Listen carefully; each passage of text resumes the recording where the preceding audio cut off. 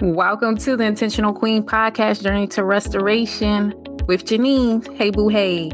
I'm your host. I'm Janine R. Huff. As a resilient strategist, an author, a mom, a coach, a transformational speaker, and award-winning nurse leader who has personally beat burnout twice and came back, I created this space just for you. The ambitious moms, the nurses, the nurse leaders, and high-achieving women in high-stress roles. Why? Because if you're ready to break free from burnout, reclaim your harmony in life, love, and leadership, and not to mention motherhood, you are in the right place. I want you to have resilience, and I want you to choose yourself more. My book called I Choose Me, The Intentional Guide to Never Losing Yourself Again, was the breakthrough point, and now you're here. In each episode, we explore mindset shifts, empowering truths, and real stories grounded in my signature Bloom framework, right? Because you got to grow to keep going, okay? It's all designed to help you rise without losing yourself. Thank you for pressing play, and let's get into today's conversation.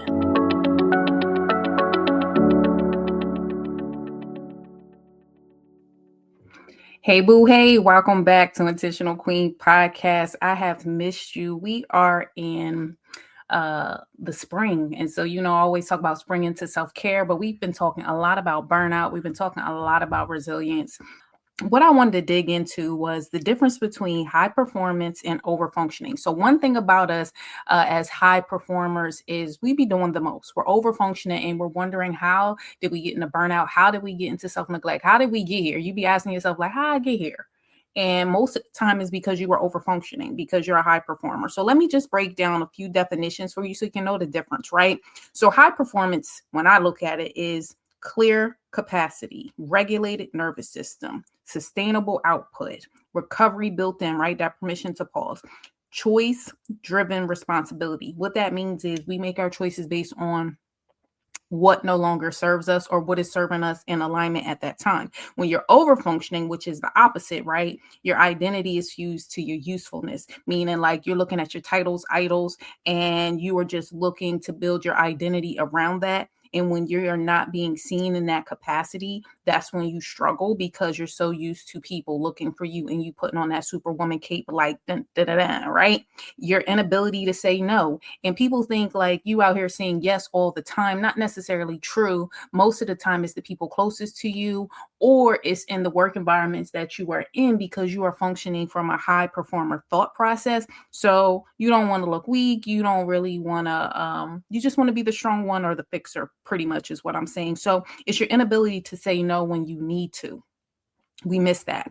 And the guilt-driven output. So you feel guilty when you do it, and you don't carry vulnerability. You wear that mask like a cape, dun, da, da, da, and then you have that constant override of fatigue. So you're never getting that ability to show back up for yourself. You're never getting that ability to rest. Like, rest is really a big deal. And as overfunctioning, and as I talk about high functioning burnout, rest is not even built in. You just continue to go, go, go, and go.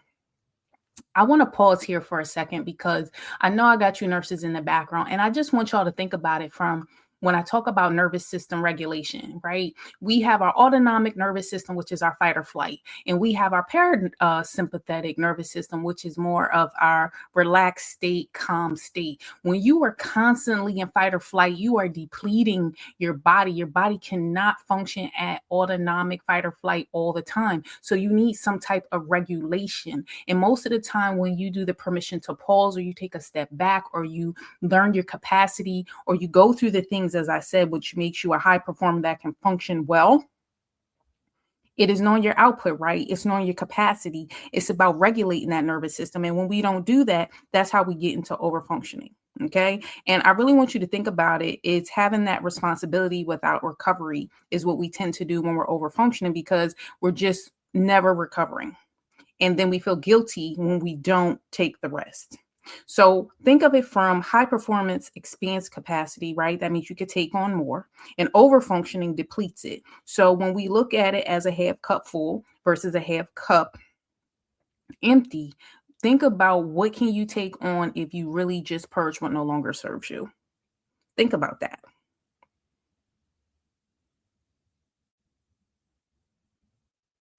Next question I wanted to answer for you is why emotional blunting is often missed, okay? So emotional blunting, let's talk about it. It doesn't look dramatic. You're not crying, you're not whining, you're not calling out, you still on point. But internally, this is what you look like. You got less joy, you got resentment, you got guilt, you got less empathy, you got shorter patience, okay? You're not nice to be around, and you neutral instead of engaged. So when people ask you things, you're just kind of like, I'm fine, but not fine, right? We got a whole episode dedicated to that. So emotional blunting is not calm, it's depletion. So you just pretty much are like sleepwalking. In essence, like you just going through life like I'm just trying to get by. I'm just trying to get by.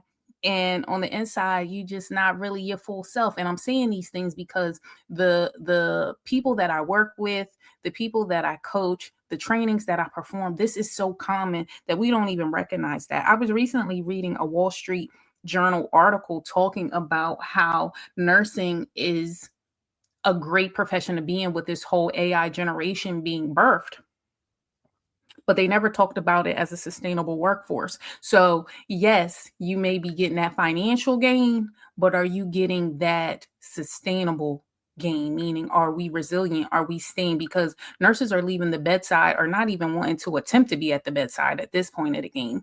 And so that's a clue. Most of the time is because they have been in high functioning burnout and we just go with the flow just to get by. Because if you're always in a caregiving role, you always should be last. That's kind of how caregiving is. You're always giving care, but are you giving care back to yourself is the question. So the next thing I want to talk about is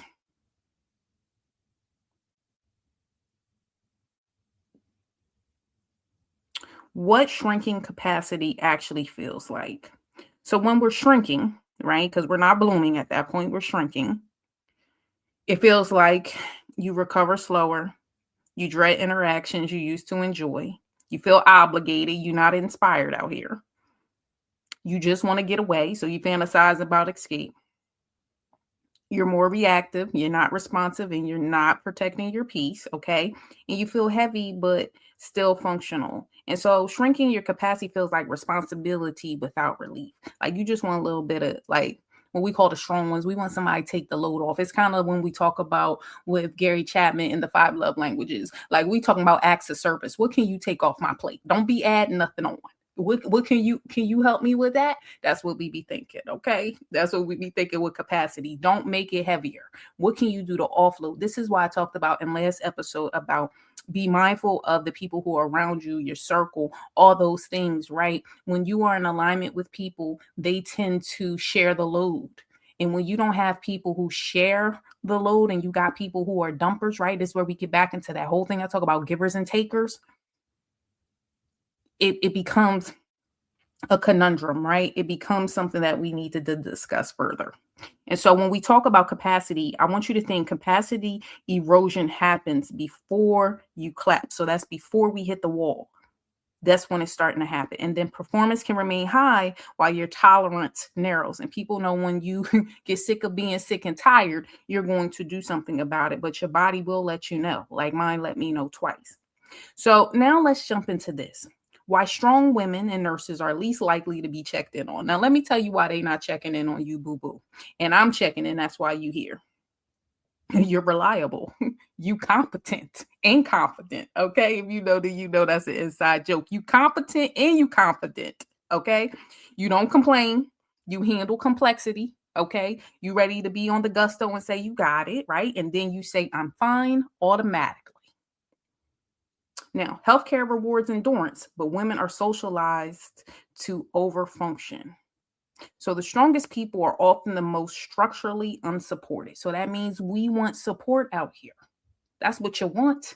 That's why I build sustainable systems, because without a system around you, you will not be supported, right? Last time we talked about the body systems, right? We talked about the circulatory system, respiratory system, like there's so many organs that make up that complete system. But if something within that system, meaning one organ within that system puts more weight on another, it affects the ability or the integrity of that system. So let's look at why high functioning burnout, nobody flags it because it's not even really noticeable, but it is there. So you need to check in on the strong friends, check in on the strong workers. So that leads us to the next thing, because I don't want this to go too far, is how sustained output without structure recovery leads to the burnout collapse, the wall. So let's say that again. If you are constantly putting out, constantly doing without recovery, you're going to hit that wall, and it's going to happen. It's just inevitable. So sustained output does three things, right? It narrows your judgment, it increases your reactivity, and it reduces psychological safety. Why do I say that? Because we already talked about nervous system regulation, and we talked about boundaries, we talked about worth, we know about filling in gaps, we know what the Bloom framework does and what it stands on. So this is the foundational piece that we're trying to avoid. So without the recovery, your emotional thinning accelerates. So what it means by emotional thinning is your emotional center in your brain, like you just emotionally are reactive. You're really not, you're still functioning in that fight or flight. Then retention, let's talk about the workplace or even in your home life. Like retention destabilizes. What that means by that is when retention, meaning staying, it makes it be you want to escape. It's time for me to go because you don't feel supported in that space. Errors can increase. Okay, that's inevitable. And quiet attrition begins. That means people quiet quit or quiet leave. Okay, and burnout is not sudden, it's cumulative. That means it happens over time. But what we want to do is have the baby steps and the momentum to go the opposite way. And when we look at the scale, meaning how many steps did it take you to get to burnout? Just think about that. It's going to take you time to come back to center to get back out of burnout. So giving yourself grace in that, because a lot of times people say they got there and that's when the guilt and the frustration and all them things, because you're like, how I get here?